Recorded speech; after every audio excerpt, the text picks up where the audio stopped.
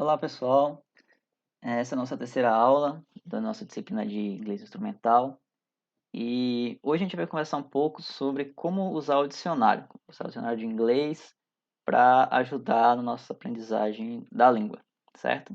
Então vamos lá.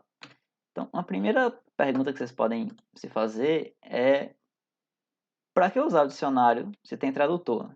Se você pode jogar as coisas lá no Google Tradutor, por exemplo, e ele vai traduzir para você. Mas veja, deixa eu pegar uma canetinha aqui. Mas veja que é diferente. Eu botei aqui lado a lado, por exemplo, a tradução de uma palavra no Google Translate e a entrada dessa palavra no dicionário. Nesse caso aqui, no dicionário Oxford, que eu vou falar para vocês já já.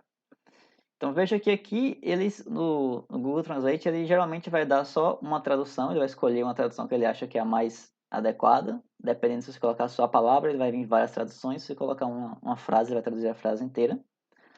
Só que, se você olhar aqui na entrada do dicionário, esse aqui é o dicionário inglês-português, você vai ver que tem muito mais informação. Muito mais oportunidades aqui de vocês aprenderem os vários usos dessa palavra.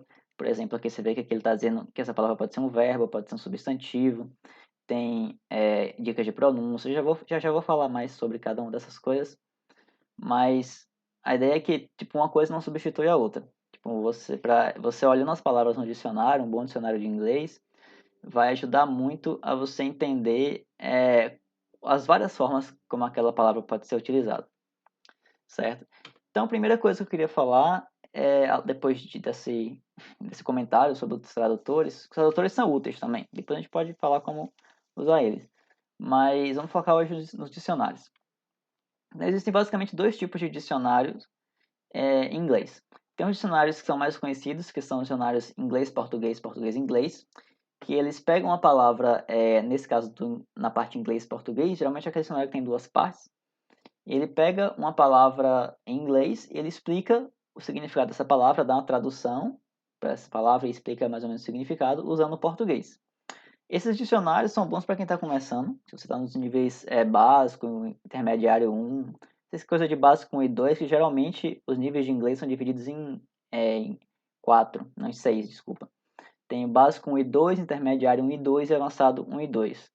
Então, geralmente é classificado nesses 6 níveis. Então, para os níveis mais básicos, esse dicionário inglês-português, português-inglês, ele é muito bom. Ele ajuda bastante. Só que tem também os dicionários inglês-inglês.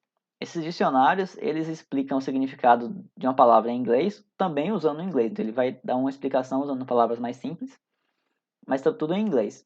E esses são interessantes para quem está já no nível intermediário 1, intermediário 2 para frente. Então, eles vão fornecer mais informações sobre as palavras. A gente vai ver isso passo a passo no instante, certo? Então, vamos começar falando desse primeiro tipo de dicionário, que é o dicionário inglês-português, português-inglês. O dicionário que está recomendado no projeto do curso e que eu também recomendo, é o dicionário que eu tenho, é esse dicionário Oxford Escolar. Ele é bem legal, bem completo. Eu acho que talvez seja o melhor que tem dicionário de inglês-português, dos que eu já ouvi falar. E você consegue achar ele baratinho nesse site Estante Virtual, que é um site que vende livros usados. Então, geralmente, eu olhei hoje lá, tem a partir de 5,50 um dicionário usado desse. Com frete, acho que você consegue achar ele por menos de R$ 20.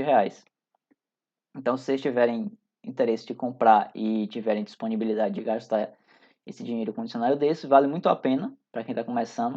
A gente vai ver que tem várias, ele é bem interessante para quem está nos níveis mais iniciais, certo?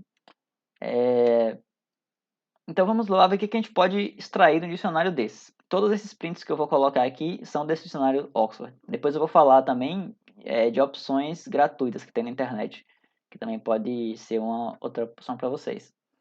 Então, assim, geralmente o que tem no dicionário? O que vocês têm que prestar atenção?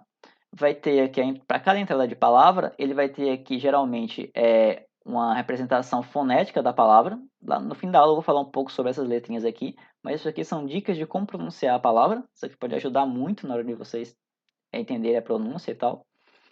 Ele vai dizer também as classes gramaticais, vai dizer, por exemplo, que essa palavra aqui, correct, ela pode ser um adjetivo, ela pode ser também um verbo, dependendo da situação. Aí aqui ele vai dizer como ela é usada como adjetivo, como ela é usada como um verbo. E vai dar também aplicações numa frase, que é o mais interessante. Que alguns dicionários não tão bons, eles simplesmente dizem uma lista de palavras. Correct pode significar 5 palavras diferentes. Mas se você não tem aqui aplicações em frases, fica mais difícil de você entender esses diversos usos. E nesse caso aqui são aplicações simples, mas quando a gente vai ver umas palavras com mais aplicações, e aí é bem útil ter essas aplicações em uma frase. Então aqui ele vai dizer que como adjetivo, essa palavra significa em geral correto em português. Ele dá aqui um exemplo. Would I be correct in saying? Aí tem os 3 pontinhos, ou seja, eu estaria correto em dizer alguma coisa. Eu estaria certo em dizer, e tem aqui a tradução.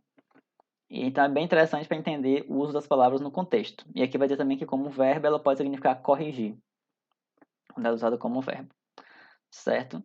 E aí tem nesses dicionários em inglês, português, português, inglês, tem a parte inglês, português, que você vê a palavra em inglês e vai ter aqui explicando em português, e vai ter o contrário também, vai ter a palavra em português e vai ter dizendo as palavras que elas pode ser usadas para dizer isso aqui em português usando inglês. Então, por exemplo, a gente vê que correto em português, em inglês pode ser vários usadas com outras palavras diferentes. Então, por exemplo, quando é no sentido é, de correto, tipo esse aqui primeiro, vai ser o cognato que a gente viu no última aula, né? Correct. Então, tipo, quando você quer falar a resposta correta, etc. Então, vai ser correct. Mas se você quiser dizer no sentido honesto, aí já vai ser honest. Aí já é outra palavra. Aí você vê que aqui ele está dizendo que para a nossa palavra correta, talvez você precise usar outras palavras em inglês para significar para dizer um dos significados de correto em português.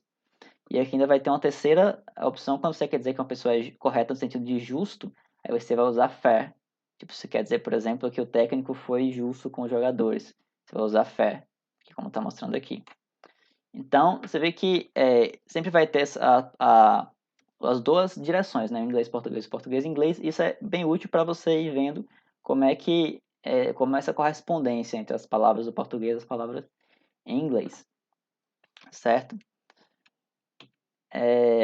Mais coisas que pode ter aqui no dicionário. Aqui tem a entrada para a palavra book, na parte inglês-português. A gente vai ver aqui, por exemplo, que na mesma classe gramatical, por exemplo aqui, book pode ser substantivo ou verbo. Na mesma classe gramatical, ela pode ter diferentes significados. Você vê que como substantivo, book pode ser livro, pode ser caderno, pode ser um caderno de exercícios. Se falar no plural, the books, pode ser as contas, lá no sentido mais de contabilidade. Então você vê que ele vai dando os vários significados da palavra, mesmo na mesma classe gramatical. E em classe gramatical é diferente. Você vê que se você for usar book como verbo, já vai significar você fazer uma reserva. Tipo, book a flight. Você vai estar fazendo a reserva de um voo. Pode ser, ou contratação de algum serviço também. Ou então você pode, se for no sentido mais policial, pode ser fichar uma pessoa na polícia e tal. Então, você vê que um bom dicionário ele vai dando todas os usos da palavra e vai contextualizar também. Outra coisa que é interessante observar são as expressões idiomáticas. Nesse dicionário aqui, cada dicionário vai usar um código, tá, gente? Diferente. Nesse aqui, eles usam essa sigla LOC para dizer quando é uma expressão idiomática. Por exemplo, o que é expressão idiomática? É um modo de dizer. Geralmente a gente fala, vai dar com os burros na água. Tipo, isso é expressão idiomática em português. Aqui, por exemplo, be in somebody's, quando tem SB é somebody, que é alguém, né? Be in somebody's bad or good books. Tipo, ele vai dizer que especialmente na Grã-Bretanha que isso é dito, que tá na lista negra, tá a favor de alguém. Isso é uma coisa interessante também, se você aprender na hora de falar, é muito útil você usar essas expressões, que é como a gente fala normalmente as pessoas nativas de uma língua. Outra coisa também que os dicionários vão dizer que é bem interessante são os phrasal verbs, que são verbos preposicionados, quando você usa um verbo e vai ter uma preposição. Isso aqui é muito comum no inglês coloquial. Não só no coloquial, no escrito também, mas no coloquial é muito comum. Então ele vai ter aqui, para as palavras, vai dizer quais os phrasal verbs que são comuns com essa palavra. Aqui, por exemplo, em book, tem book in, que significa registrar. E aí, adiantando aqui essa questão das diferentes variantes na língua, que também o dicionário, como eu falei na primeira aula, tem a questão das variantes do inglês, né? E aí, os dicionários, os bons dicionários, eles vão também dizer quando uma expressão, o uso da palavra é mais comum em uma determinada variante. Nesse caso aqui, GB, é porque é Grã-Bretanha, no Reino Unido. Então, ele vai dizer que esse tipo de expressão aqui existe, mas é mais comum no Reino Unido. Outras coisas interessantes de se observar quando você for consultar o dicionário. Ele vai dizer também, às vezes, o nível de formalidade de uso de uma expressão. Por exemplo, ele vai dizer essa expressão aqui de usar book como ser fichado na polícia é uma expressão mais coloquial. Então, se é coloquial, você está escrevendo, por exemplo, um texto mais acadêmico, você não deve usar. Então, isso aqui já é uma outra dica que você pode pegar com os dicionários. Aí, quando for um uso muito formal também, ele vai dizer, geralmente, ele vai dizer que é muito formal, ou seja, se você falar isso numa conversação assim do dia a dia, vai soar estranho. Ele vai dizer também essa questão de uso contextual das palavras, por exemplo, essa expressão de book para dizer ser fichado na polícia, ela é usado mais em ambientes policiais. Então, talvez se você falar isso na universidade, assim, a pessoa não vai entender muito. Ou então ele pode ser usado aqui mais em esportes e tal. Então, isso é normal em qualquer língua, né? A gente tem palavras que a gente usa de uma forma que em um contexto significa uma coisa, em outro contexto significa outra coisa. Outra coisa também interessante, aqui não tem esse exemplo, mas ele vai sinalizar quando alguma palavra é ofensiva, por exemplo, quando é um xingamento, então é importante para você não usar a palavra de forma equivocada. Ou quando é uma palavra datada também, quando é um termo muito antigo. Por exemplo, em português, você vai falar tipo voz me ser. Se você for olhar no dicionário de português, vai ter lá dizendo voz me ser, mas vai dizer, isso é um termo datado, ninguém usa mais isso hoje em dia. Então é importante saber também, os dicionários vão ajudar vocês a perceberem isso. E isso aqui da questão das variantes da língua eu já falei, né? Que ele vai sinalizar também. Mais coisas que dá para... informações que estão no dicionário que vocês podem prestar atenção, que é interessante.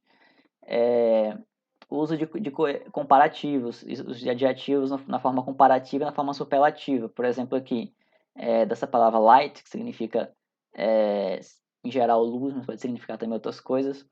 Se você quer dizer que uma coisa é mais iluminada que a outra, você vai usar lighter, como está dizendo aqui, ó. As variações lighter, você quer dizer que ela é a mais iluminada, aí vai ser lightest, como está mostrando aqui também. Então, tudo isso o dicionário vai dizer, um bom dicionário vai dizer para vocês. Então, são muitas informações que você podem aprender sobre a língua prestando atenção nesses detalhezinhos. Outra coisa também, ele vai dizer as formas irregulares de verbos, que acontece em todas as línguas, acontece muito no inglês também. Tem alguns verbos que quando você vai, que eles têm certo padrão, quando você vai mudar o tempo verbal, tipo, falar no passado, no futuro, ele permanece mais ou menos parecido, e às vezes não, às vezes eles mudam completamente e você às vezes nem sabe que é a mesma palavra. Por exemplo, essa palavra aqui, light, quando você usa ela como um verbo, que significa iluminar, em geral, se você usar ela no passado, essas abreviaçõezinhas aqui, gente, cada dicionário no começo ele vai ter uma tabela dizendo o que significa. Esses aqui eu já decorei porque eu uso bastante esse dicionário. Então, no passado, ele vai mudar para lit. Então, é a mesma palavra, só que num tempo verbal diferente. Então, isso aqui ajuda também, às vezes a gente fica meio... Vê a palavra e parece muito estranha, mas às vezes é a mesma palavra, só conjugada em um tempo verbal diferente. E aqui está dizendo que ela pode ser também falada, escrita dessa forma também, com ED no final. Certo? E por fim, não tem aqui nesse exemplo, mas o dicionário vai dizer também quando as palavras elas têm uma escrita irregular no plural, quando alguns substantivos, quando você vai colocar no plural, às vezes muda. Por exemplo, allergy, quando você vai colocar no plural vai ficar allergies, e não não é geralmente como se conjuga a maioria dos substantivos. Então tudo isso vai ter lá no dicionário, vocês podem ir prestando atenção quando for consultando para ir melhorando o seu inglês e aprendendo mais sobre as palavras, certo? Agora, eu falei que tinha as opções gratuitas, né? Então, além eu recomendo muito esse dicionário da Oxford, se vocês puderem, tiverem disponibilidade de comprar. Ele é bem legal.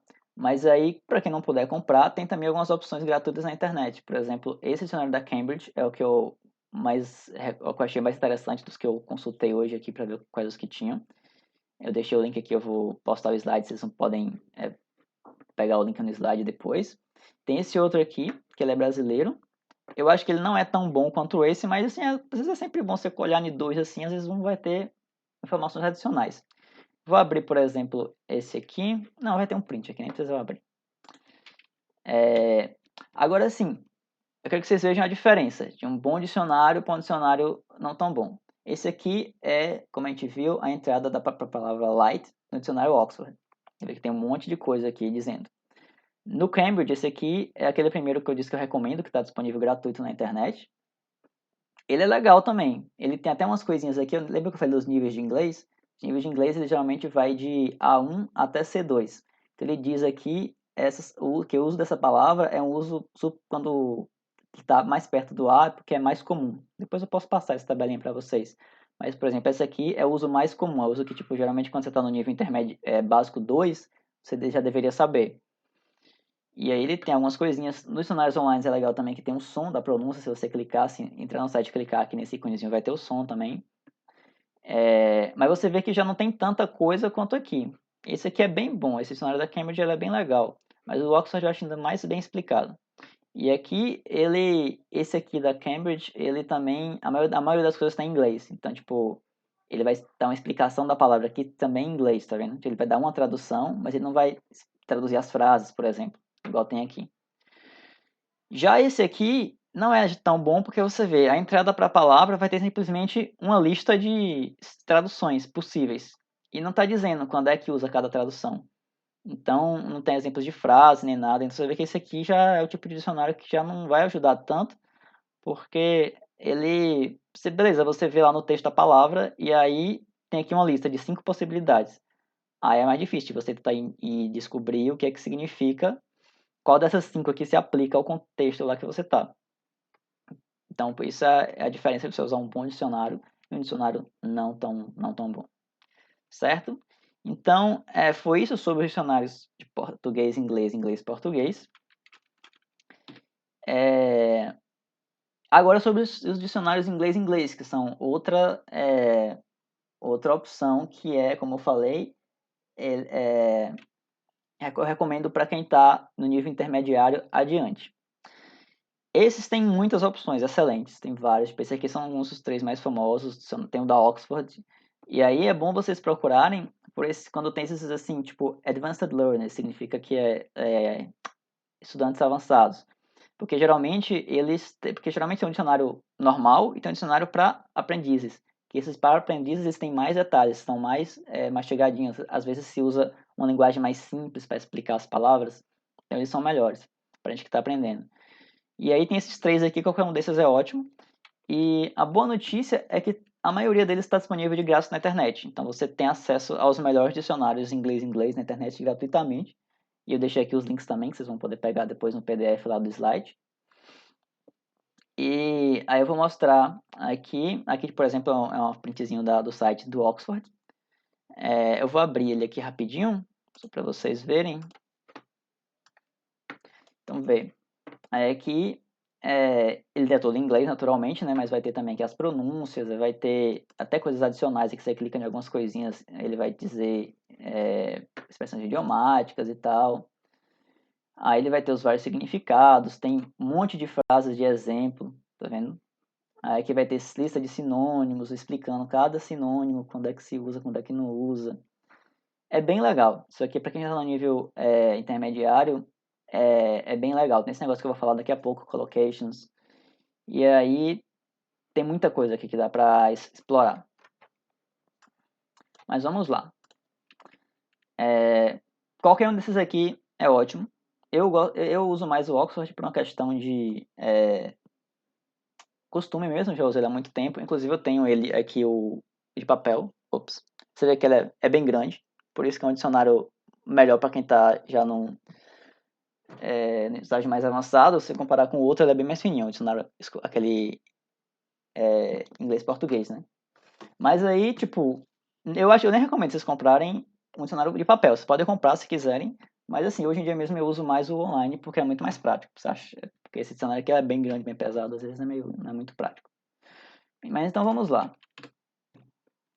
A diferença básica é que ele é muito mais completo, né? Um dicionário para aprendizes já estão num nível mais avançado. Então você vê que a entrada para correct no dicionário inglês-português, o mesmo da Oxford, e a entrada no inglês-inglês da Oxford também. Você vê que tem bem mais coisas, tem bem mais exemplos, é bem mais completo.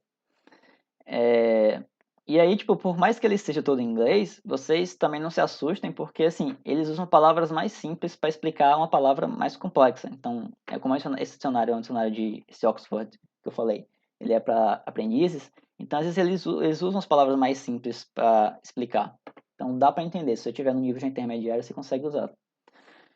Tem muitos exemplos, e no geral, assim, quanto à forma de usar, quanto ao que ele fala, é basicamente o que eu já tinha falado para os outros dicionários, com algumas coisinhas a mais, tipo aquele que vai dizer, por exemplo, sinônimos, vai dizer antônimos também, que é interessante você ver assim, um antônimo de correct e incorrect, que nem sempre é óbvio, assim, tipo, às vezes um antônimo é meio diferente. Aí vai ter algumas coisas a mais aqui. Nesse aqui, por exemplo, esses que aparecem a chavezinha são palavras muito usadas. Então, significa que é uma palavra muito usada na língua. E, no geral, é o mesmo tipo de uso, né? Pronto. Uma outra coisa que tem nesses dicionários inglês-inglês, que é bem interessante também, inclusive nessa versão gratuita tem, esse aqui é um print da versão gratuita, é esse negócio de collocations, que a gente chama de collocations. O que são collocations? Collocations são, tipo, grupos de palavras. São palavras que geralmente andam junto. Tipo, se você vai querer falar, por exemplo, eu estou com o coração partido. É uma expressão comum, né? Você diz, eu estou com o coração partido, alguém partiu meu coração. Mas você não fala, estou com o coração quebrado. Se alguém falar assim, chegar para você, eu estou com o coração quebrado, aí você vai dizer, como assim? O mais comum é você falar coração partido. Então, essa coisa de assim, o que é mais, que palavra que geralmente combina mais com outra, é o que a gente chama de collocations. E isso é uma das coisas que mais ajudam você a falar de forma natural, de forma fluente. Porque você começa a ver que, por mais que você pode usar uma outra palavra, aquela palavra não é comum, vai soar estranho. Esse exemplo que eu dei do coração partido. Então, no inglês também, tem palavras que combinam mais, que você usa um adjetivo, é mais comum usar com a palavra e tal. Então, por exemplo, aqui eu peguei a palavra train, essa aqui é a entrada da palavra train no Oxford, e aí você vê que para você dizer que você vai pegar o trem, você usa take a train. Você poderia tentar usar várias outras palavras aqui, tipo, você poderia imaginar, por exemplo, que você poderia usar get. Deixa eu colocar, tipo, em vez de takes, get. Eu vou pegar uma canetinha no futuro para isso aqui ficar mais legível, gente. Mas, tipo, você podia usar get. Mas não é comum. Você falar get a train vai soar estranho, assim. É a mesma coisa do coração quebrado. Então, ele vai dizer aqui que o mais comum é take a train. Ou então travel by a train. Ou ride a train. Então, é esse tipo de dica que faz você pegar a fluência na língua. Aí, tipo, as outras, travel by train. Por exemplo, se você quer falar que é um trem rápido, um trem expresso, você não vai falar quick train, você vai usar fast train. Aí você pode perguntar, mas por que não quick?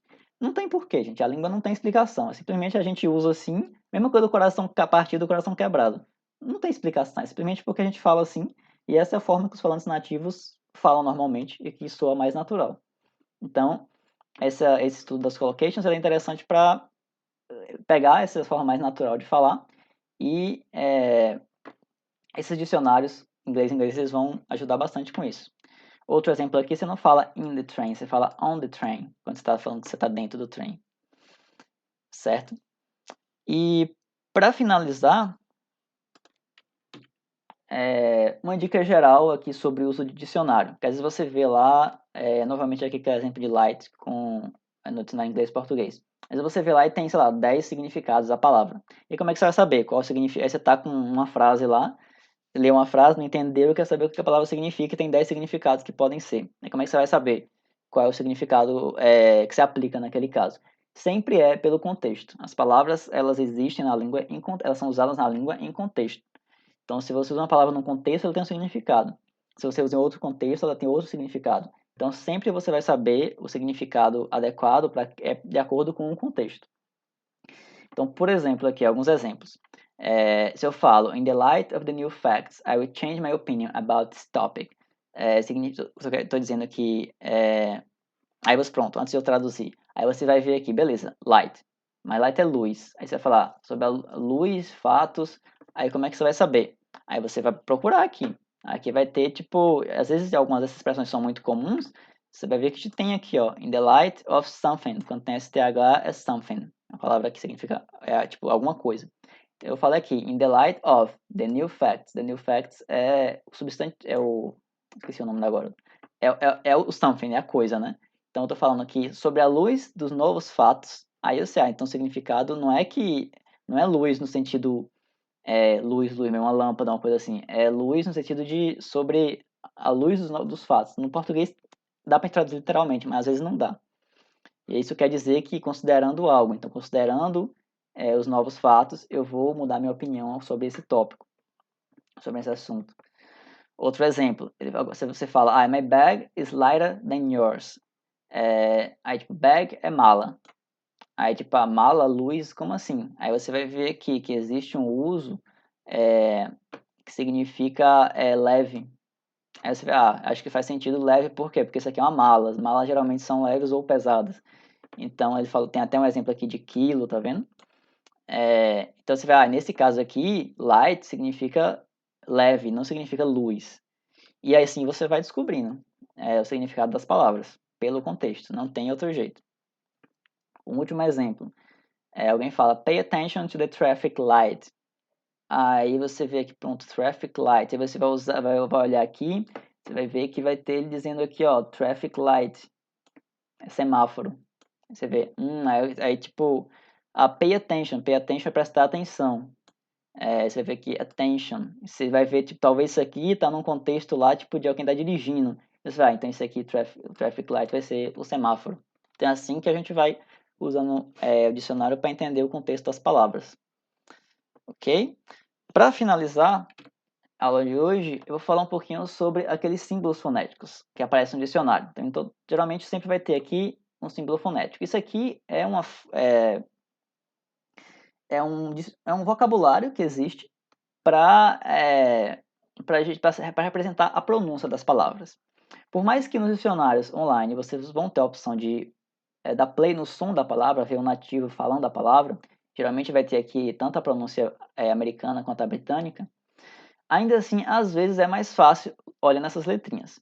E aí existe uma convenção para o que significa cada uma dessas letrinhas. Então, por exemplo, essa letrinha aqui, esse acento circunflexo, é o som A. Então, tá vendo aqui um exemplo de palavra up, que significa várias coisas, mas em cima, significa várias coisas. Então, aí você vê, beleza, esse símbolo aqui é esse U igual o de up. Então, você já aprende a falar up, aí você já aprende esse som.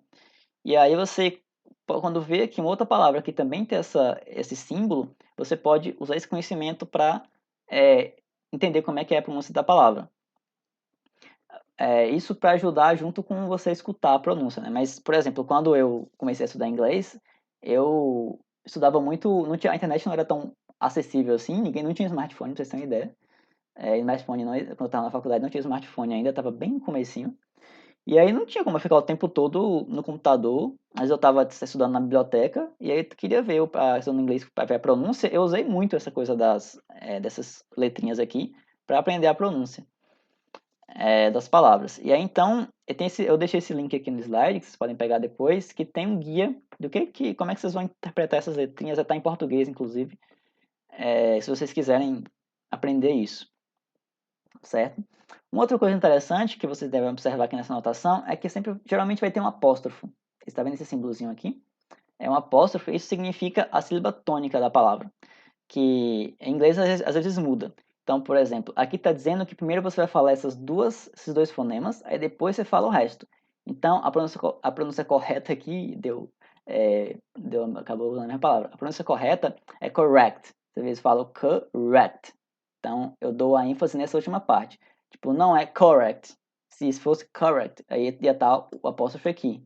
Mas como ele está aqui, primeiro você tem que falar essa parte, depois você fala essa outra parte. Então, isso aqui ajuda muito a gente a falar, usar a sílaba tônica no lugar certo, que no inglês muda muito do português. E na minha experiência que eu já tive, quando eu estava estudando no começo, é que às vezes você escuta a palavra, mas mesmo assim não dá para você pegar. Aí você tenta falar, aí tá difícil. Às vezes usando essas letrinhas aqui, depois você pega a manha, às vezes até é mais fácil. Você olha aqui, vai inferindo e você às vezes vê, é por isso que eu estou falando certo, é porque eu estou falando a ênfase no lugar errado. E aí pode ajudar bastante vocês, certo? Então, só mais uma coisa, no dicionário Oxford Escolar, não sei se vai dar para ver no vídeo, acho que provavelmente não, mas eu vou mostrar, vou tentar aqui.